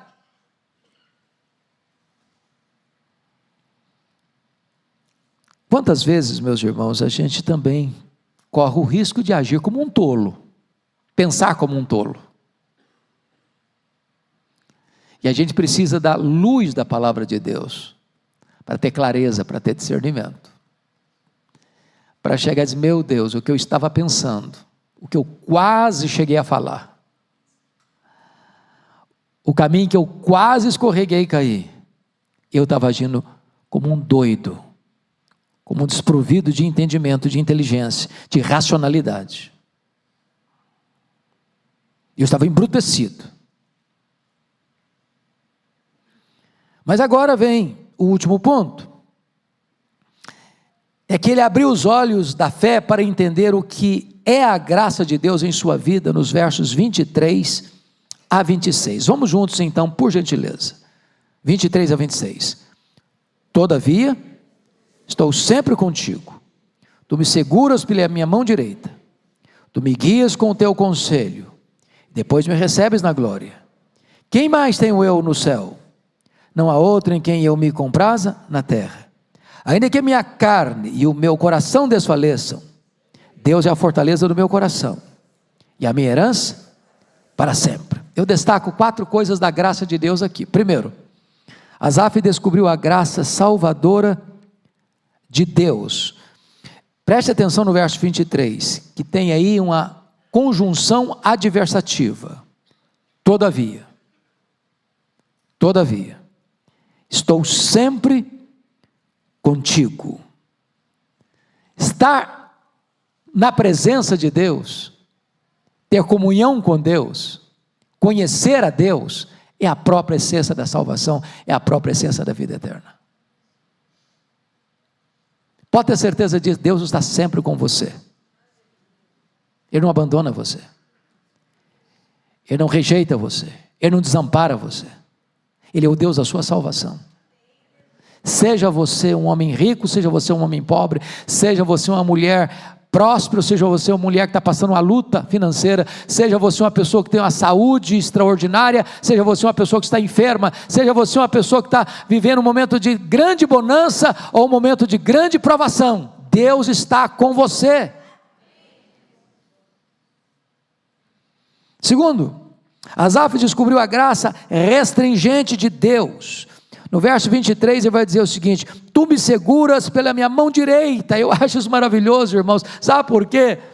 Deus usa a sua mão destra, a mão do poder, a mão da força, a mão do governo, para segurar você. Sabe o que significa isso? Sabe por que ele não caiu?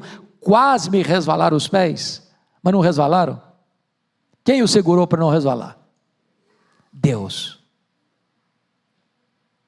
A Bíblia diz que Deus conhece a nossa estrutura e sabe que somos pó. Ou seja, nem você, nem eu conseguimos ficar de pé, escorados no bordão da autoconfiança. Ou Deus segura a nossa mão, ou nós perecemos, ou nós caímos. Há um hino que eu gosto muito, mas infelizmente a teologia não é tão boa. Eu aprendi esse cântico, lá na minha adolescência, na minha conversão. Segura na mão de Deus. Mas a ideia não é boa, porque quando eu seguro, eu sou muito fraquinho. A tentação de eu largar é grande. É igual o Pedro, né? Jesus disse para Pedro: vem Pedro, ao meu encontro sobre as águas. E o Pedro pulou do barco, começou a andar. De repente ele olhou para a fúria do vento e começou a naufragar. Ele largou a mão. Eu sou fraco demais, você também. Mas quando Deus segura a nossa mão, Ele não larga nunca. É a mão direita de Deus que pega você, que segura você, que guarda você, que protege você, que mantém você de pé diante dos grandes perigos e tentações da vida. A gente chama isso de graça restringente de Deus. Mas em terceiro lugar, Asaf descobriu a graça sustentadora de Deus. Olha o verso 24, por gentileza. Tu me guias com o teu conselho, e depois me recebes na glória. Então veja bem, tem o durante e tem o final. Tu me guias com o teu conselho eterno. A direção de Deus vai nos levando, é a palavra que nos instrui, que nos santifica, que baliza a nossa vida, para você não desviar nem para a direita, nem para a esquerda, para você fazer tudo segundo está escrito. E então você que medita na palavra de dia e de noite, a sua vida vai ser como uma árvore plantada junto às correntes das águas, que no devido tempo vai dar o seu fruto, cuja folhagem não murche, tudo quanto ele faz será bem sucedido. Você está sendo guiado pelo quê? Pelo conselho de Deus, pela palavra de Deus, pelos princípios de Deus. Você não vai ceder, nem à pressão, nem à sedução, porque você tem a Bíblia como a sua única regra de fé e prática. Isso é o conselho de Deus.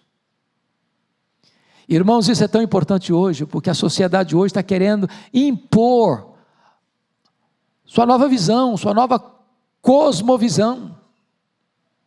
Como o pastor Arival disse hoje, a igreja tem valores e tem princípios que ela não negocia. Já não abre mão. Mas a sociedade mudou. Mas houve uma decisão de uma corte, por mais egrégia que ela seja. A Bíblia não foi, ela não será, ela continua sendo, ela é a palavra de Deus, a nossa única regra de fé e prática. Deus nos governa pela sua palavra. Tu não me guia com o teu conselho eterno. A igreja é guiada pela palavra de Deus. E pronto. E quando a caminhada terminar, o texto diz: e tu me recebes na glória. É o triunfo. Não é a condenação, não. Tu me recebes na glória. Mas em quarto lugar, Asaf descobriu a graça galardoadora de Deus. Então nós estamos falando de 4 tipos de graça: graça salvadora, graça restringente, graça sustentadora e, em quarto lugar, a graça galardoadora de Deus. Versos 25 e 26, vamos ler juntos? Mais uma vez. Quem mais tenho eu no céu? Não há outro em quem me compraza na terra. Ainda que a minha carne e o meu coração desfaleçam, Deus é a fortaleza do meu coração e a minha herança para quando?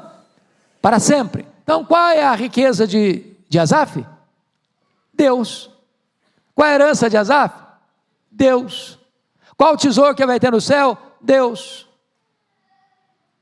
Você quer riqueza maior? Você quer herança maior? Você quer tesouro maior? Você tem Deus.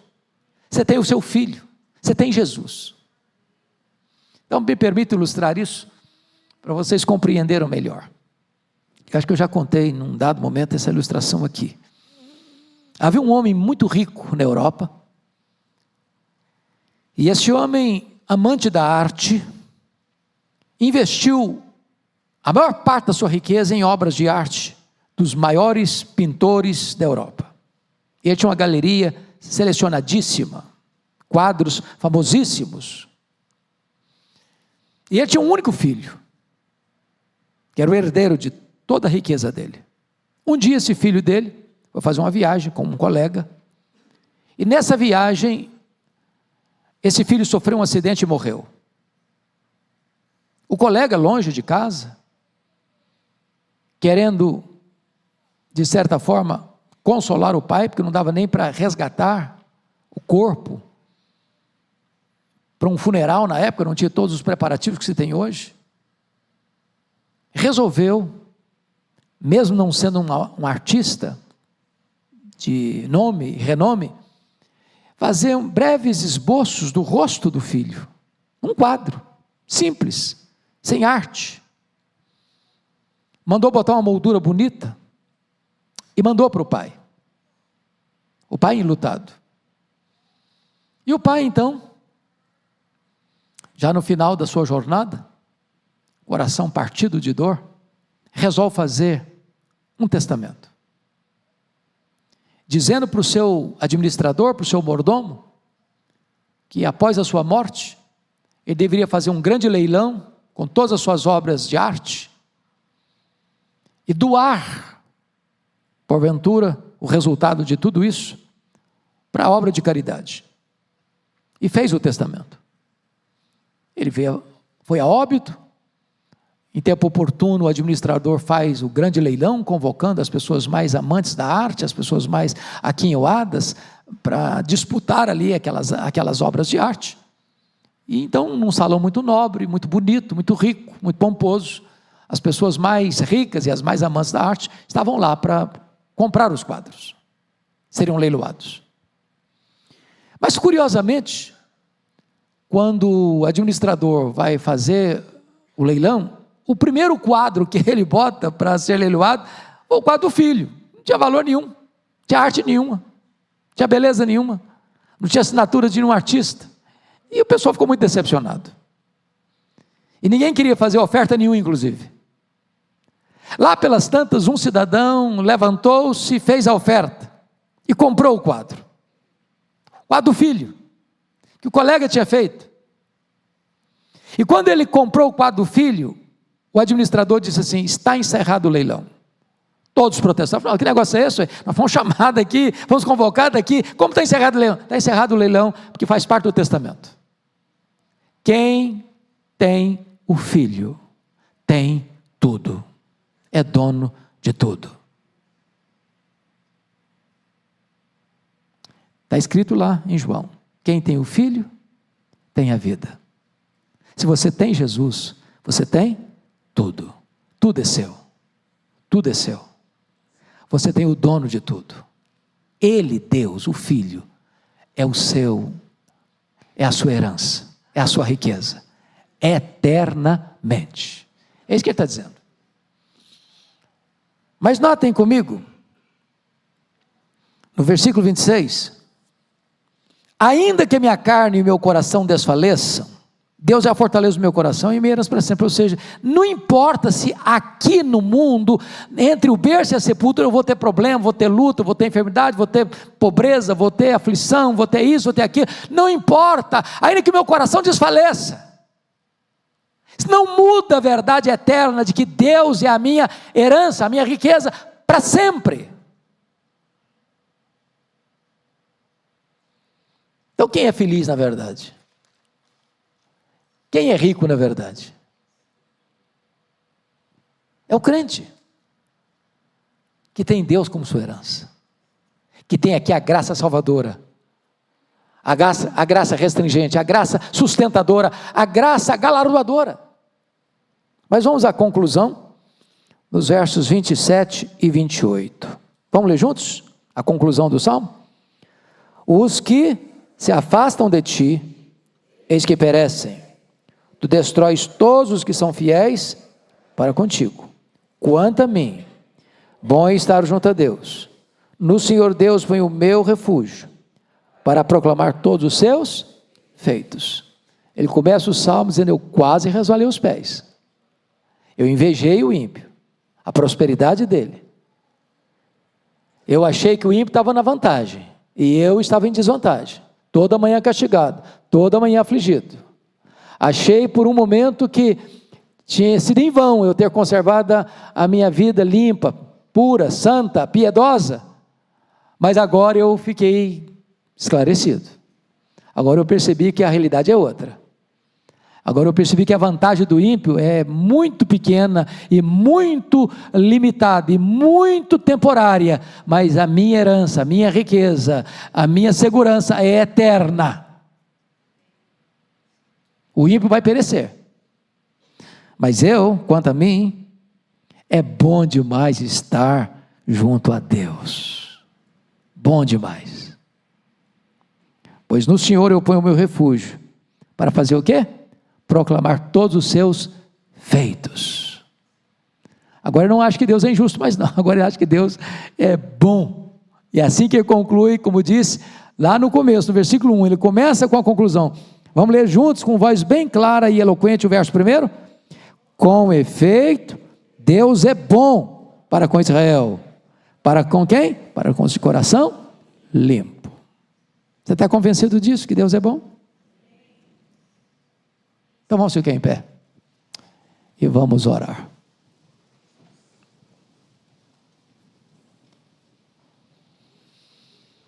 Está passando luta na vida? Vocês não têm luta, né? Ou ainda tem?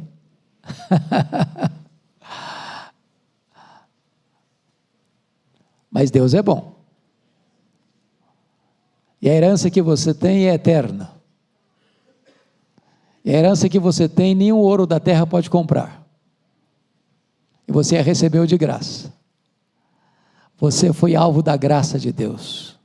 A graça salvadora. A graça restringente que segura você. A graça abençoadora, galardoadora. Senhor, nós te agradecemos pela tua palavra, porque ela faz um diagnóstico do nosso coração.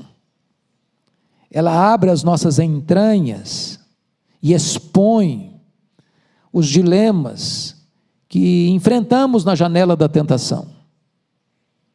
Ao mesmo tempo, a tua palavra nos leva para a tua casa, onde tem luz, onde tem razão, onde tem entendimento, onde tem compreensão, onde as coisas ficam colocadas no seu devido lugar. E então chegamos à conclusão que as provas que passamos aqui, os sofrimentos do tempo presente, não são para comparar com as glórias por vir a serem reveladas em nós. E então nós compreendemos que o sofrimento do tempo presente é nada diante da glória que teremos contigo para sempre, onde tu hás de enxugar dos nossos olhos toda lágrima, onde não vai ter mais dor, nem luto, nem pranto, porque as primeiras coisas terão passado. Porque a tua palavra nos diz que aqui tu nos guias com teu conselho eterno, mas então tu nos receberás na glória, onde estaremos para sempre contigo. Glória ao teu nome por esta convicção e por essa segurança.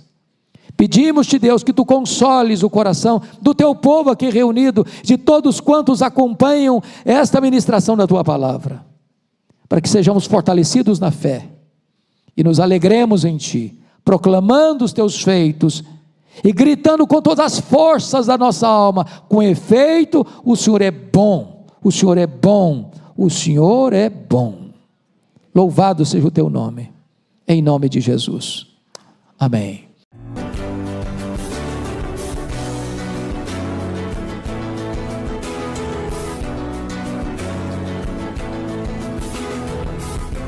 Palavra da Verdade, com Hernandes Dias Lopes.